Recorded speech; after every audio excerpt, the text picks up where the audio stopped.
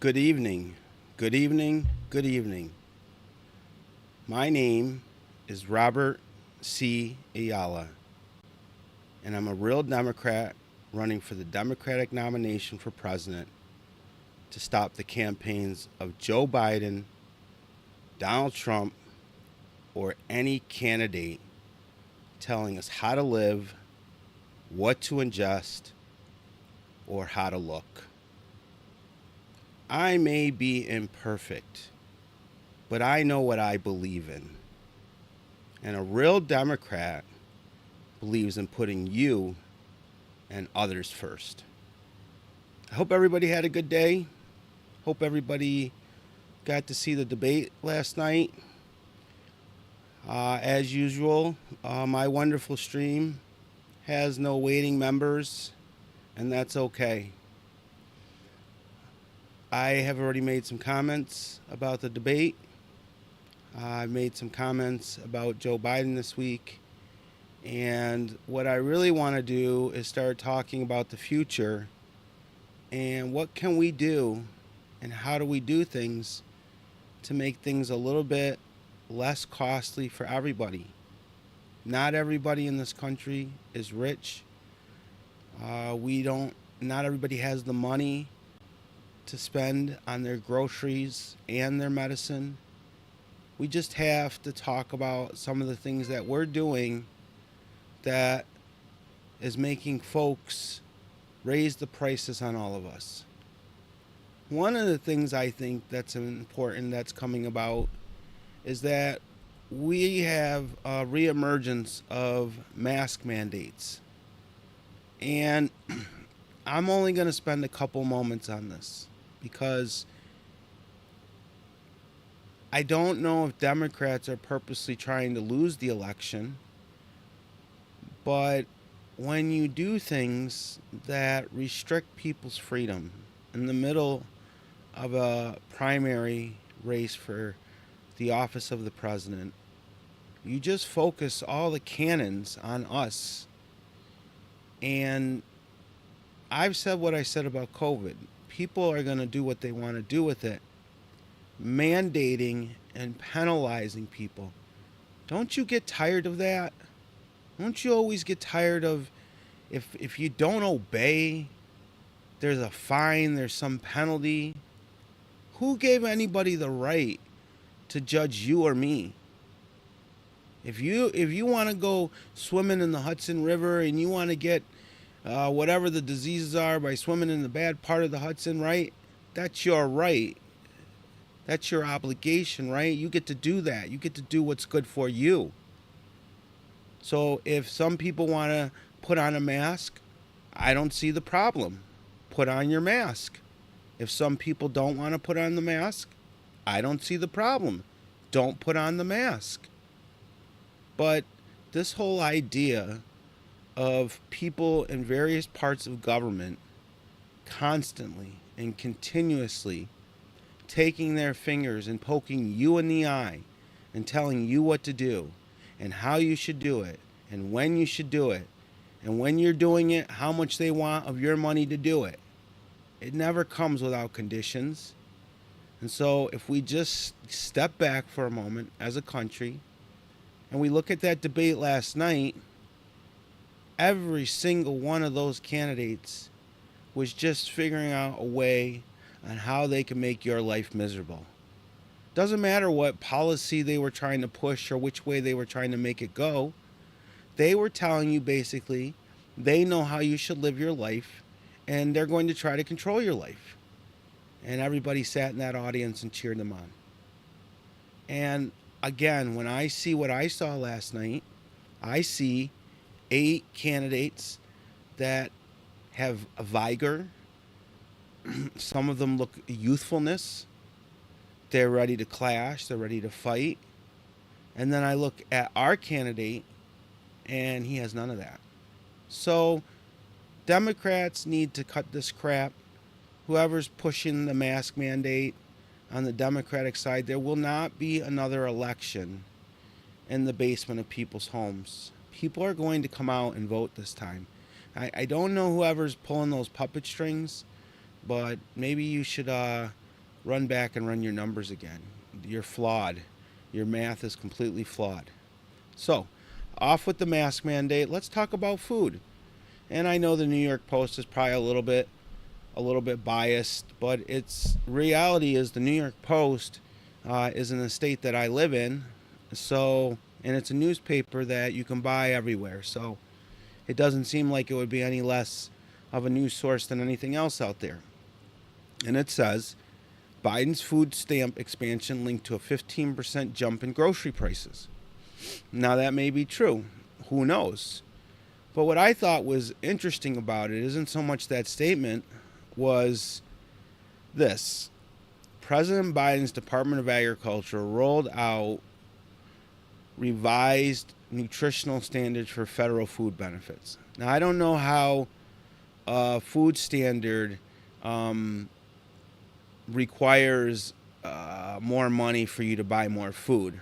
I thought a food standard would be maybe you should some way make them buy healthy food. I don't know. But in this case, the food standard apparently means that the program expanded by roughly 25% from pre-COVID levels, folks. Think about that.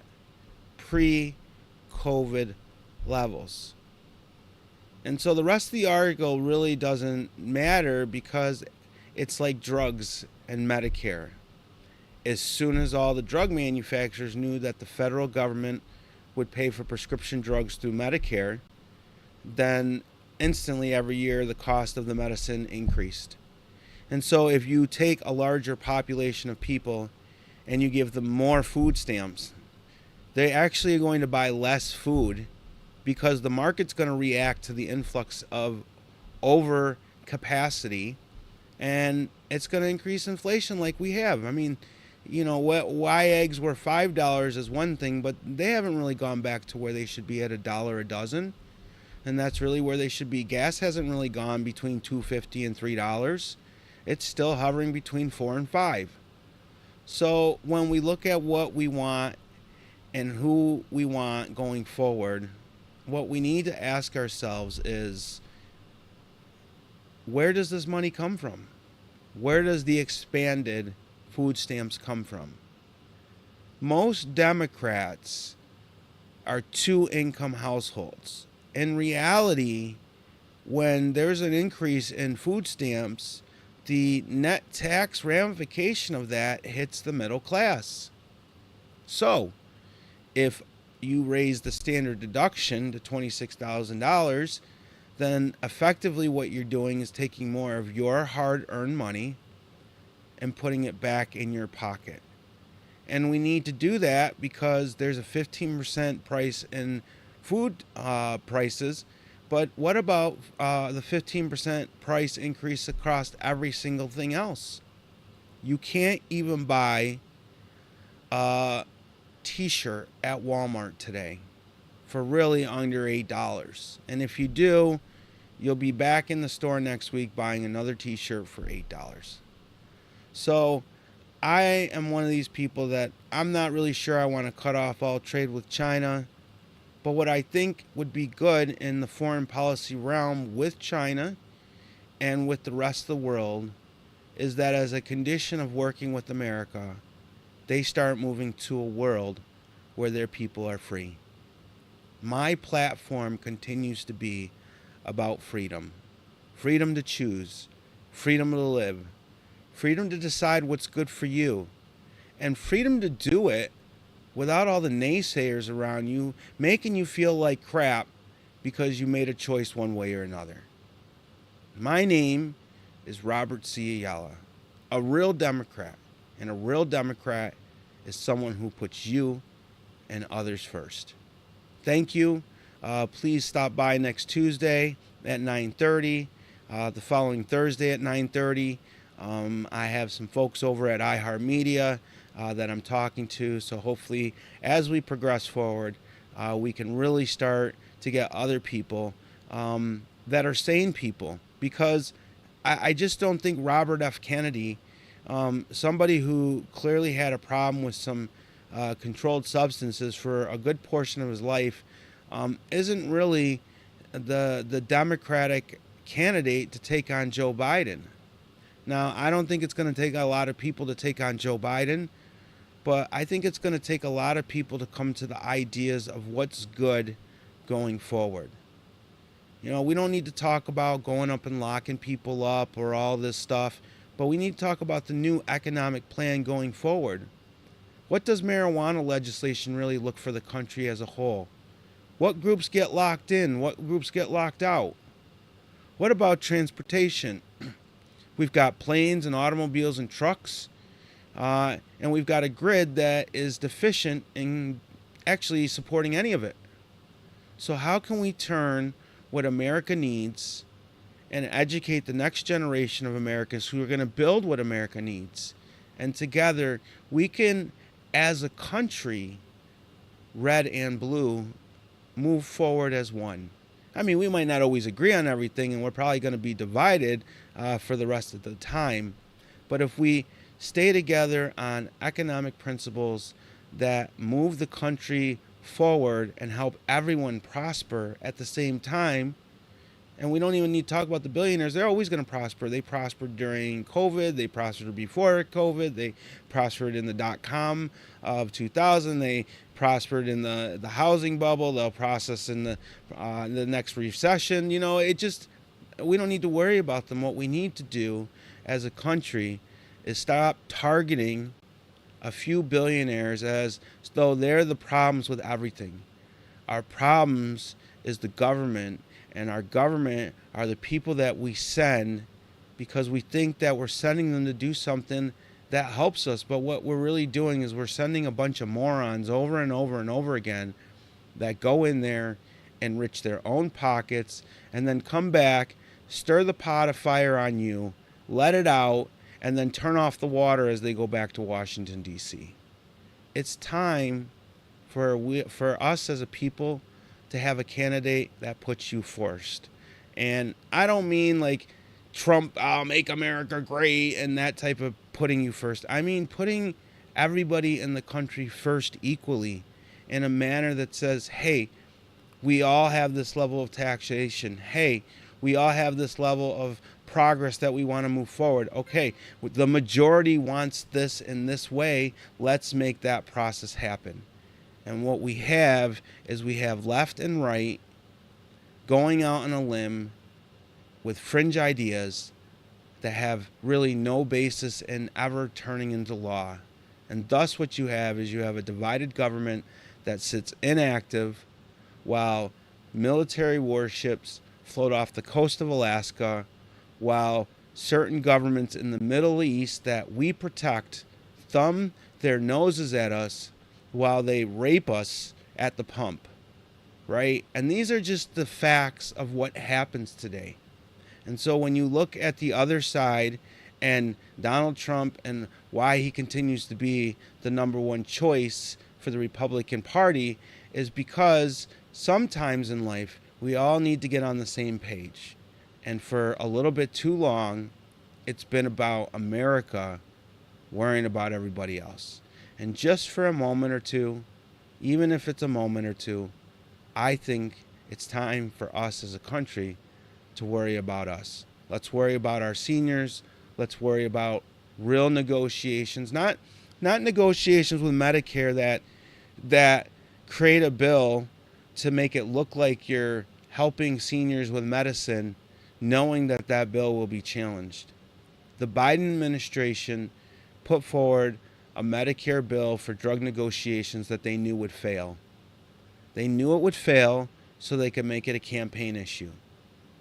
The reality is if they remove just some of the key components of the language of their negotiation on drug policy for Medicare, they would probably see passage, and they would probably see a Supreme Court that would return the law back to its state and allow for the federal government to negotiate. The idea that the federal government can't negotiate for drugs is just ridiculous. It negotiates for everything. It negotiates for roads. It negotiates for military hardware. It negotiates for guns and submarines and airplanes. The federal government negotiates with everybody. But for some reason, it doesn't negotiate with medicine when it comes to Medicare recipients. And we had a good bill on the table. And when I mean we, I mean the Democratic Party had a good bill on the table, and then they stuck some crappy butthole language in there that doomed it. That made it so that it's not going to actually work and not actually going to help anybody. And so when you go to your medicine places to buy your prescription drugs and your prices and your co-payments are going up and up and up, just remember it was Joe Biden and the Democrats who put forward a deficient bill that they knew would get challenged and overturned. And that's just one more way that people who are, they claim to be aligned with you, are not in fact aligned with you. And just like last night, all those candidates, every single one of them, they all have acts that contributes to the system growing in power. They all have acts that have been authoritarian in nature. They all have acts that are just not good manners. And now 8 of them are asking to go to DC so they can continue those same policies on you. And I disagree. And I don't think they should get to do that. And I don't think Joe Biden has the capacity to take them on one-on-one. Maybe if he came out and he started going around campaigning with massive crowds and interacting with people.